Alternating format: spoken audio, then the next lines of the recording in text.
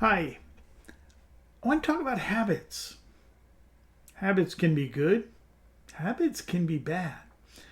An example of a bad habit are some of my eating habits. I have a tendency to eat some of the things that can put on some weight, and I have to work hard to take it off. The habit allows me to put it on. The work is what takes it off. Without that habit, and let me move the microphone closer because I had a habit of starting without the microphone in the right place. But if I have a habit of eating the wrong things, I'm going to wind up sick, and I'll talk about that in a minute.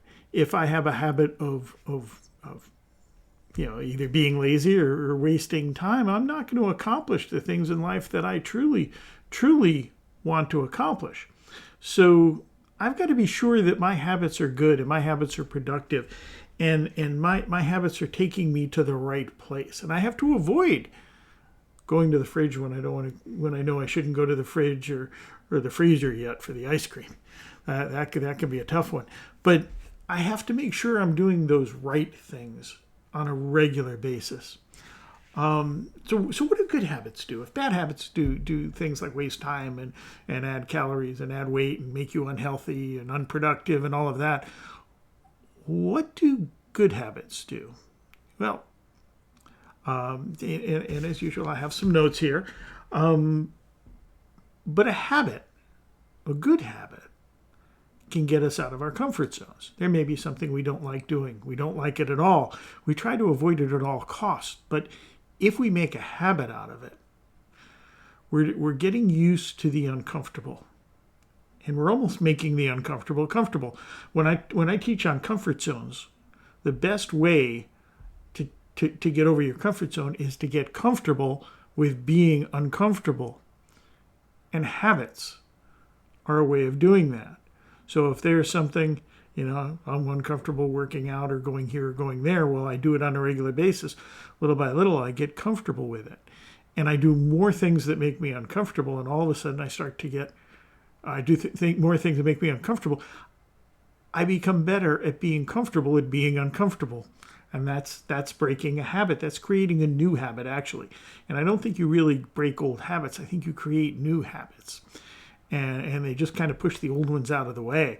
If I'm sitting there trying to eat right and I'm trying to eat more plant-based things, less animal things, and I'm trying to cut my calories and I'm trying to watch my sugar intake and all of that, but it's the replacement with foods that I like that allow the foods that are bad for me to get out of the way.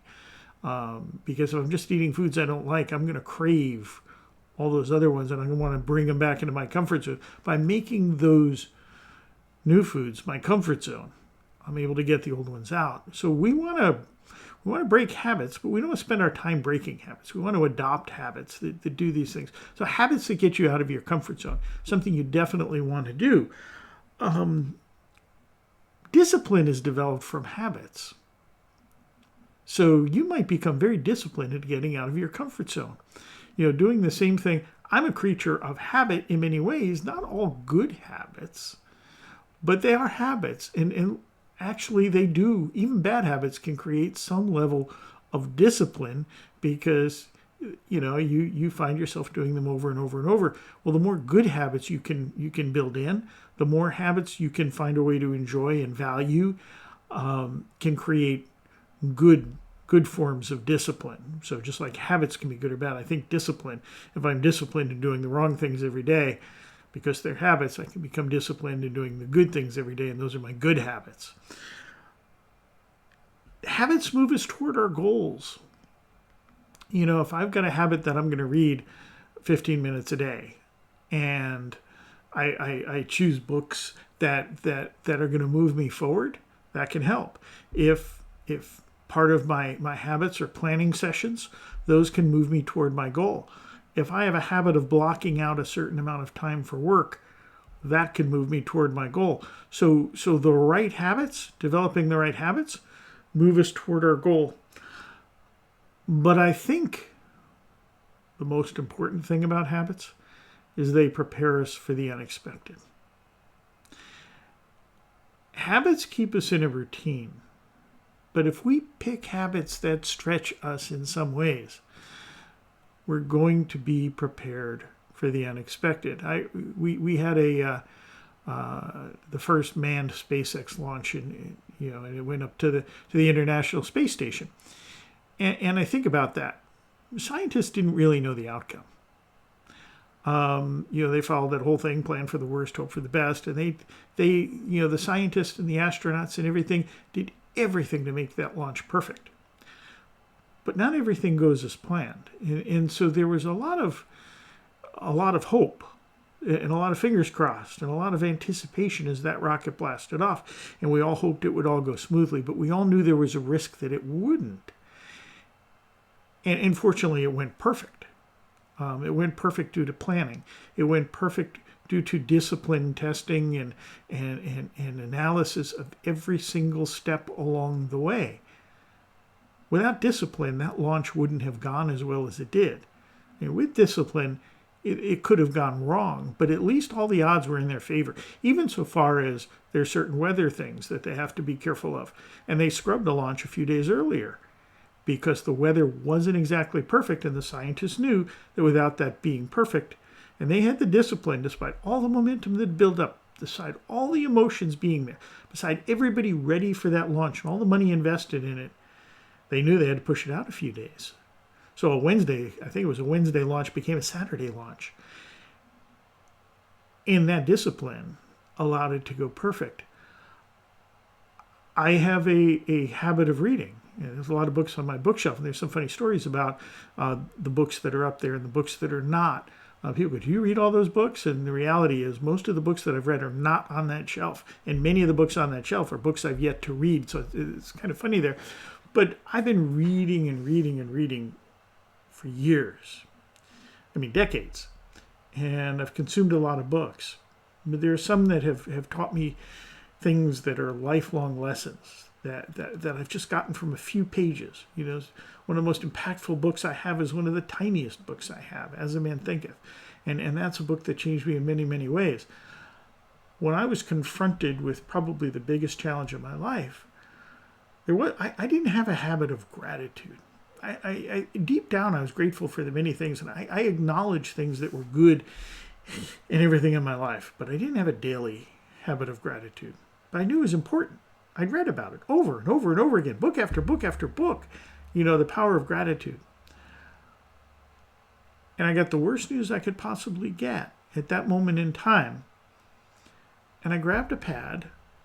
I started writing down all the things I was grateful for. I was prepared for that moment. I didn't know I was prepared for that moment. I didn't know that moment was coming. It was way out of my speculation. It was a health challenge. And I wrote down all the things I was grateful for and all the things I was grateful that were going to help me through that moment in time, that were going to help me fight that issue and help me restore my health. I didn't actually think of the word restore my health, but that's actually what this journey has become. And the gratitude that came from there came from the habit of reading books. It wasn't just in me for no reason.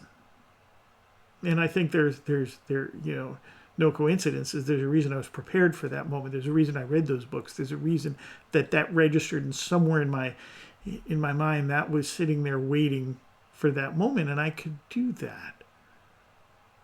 It was the habit of reading that brought me there. And the bookcase behind me is symbolic because it's who I am, and what's made me, those books, and maybe not those particular, but books. And so, are you living the habits that are going to help you? Habits, like everything else, are a choice. You choose your attitude, you choose your habits. Sometimes your habits make your attitude. And I want to talk about that more throughout this week. Some of the things we can do habitually to lift our life. So I've talked a little bit longer today, and I hope I didn't bore you. I hope I didn't ramble. My wife says, Dave, sometimes you're rambling. And so she tells me when I'm to the point when I'm rambling. Hopefully, in almost 10 minutes, double the normal time frame, I didn't ramble too much, but I gave you some points to consider about habits. So think about the habits that you have and which ones are good, which ones are bad, which is productive, which ones are not productive, and start replacing some of your habits with the ones that are going to take you where you want to go. Have a great day.